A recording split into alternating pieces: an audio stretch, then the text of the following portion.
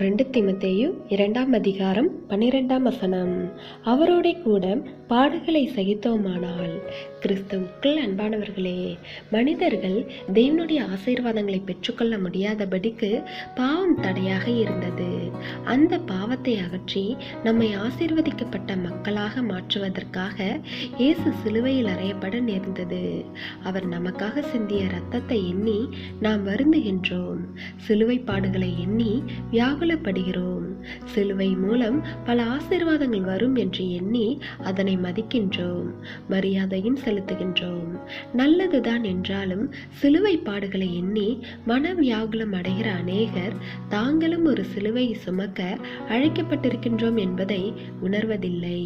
சிலுவையை ஆசீர்வாத சின்னங்களாக நம்புகின்ற அநேகர் சிலுவையின் மூலம் கிடைக்கின்ற தேவ ஆசீர்வாதங்களை பெற தாங்களும் ஒரு சிலுவையை சுமக்க வேண்டும் என்பதை சிந்திப்பதில்லை. மனிதர்களுடைய பாவங்களை மன்னிப்பதற்காகவே இயேசு சிலுவையை சுமந்தார். அதே சிந்தையோடு நாமும் பிறருடைய தவறுகளை, குற்றங்களை மன்னிக்கின்ற சிலுவையை சுமக்க வேண்டும். தேவ அன்பை மனிதனுக்கு கொண்டு செல்வதற்காக இயேசு சிலுவையை சுமந்தார். அதனை உணர்ந்தவர்களாய் பிறருக்கு நம்முடைய அன்பை காண்பிக்க ஒரு சிலுவையை சுமக்க வேண்டும். அப்பொழுது தேவனுடைய நாம மகிமைப்படும். தேவனுடைய கிருபையும் இரக்கமும் உங்கள் அனைவரோடும் இருப்பதாக.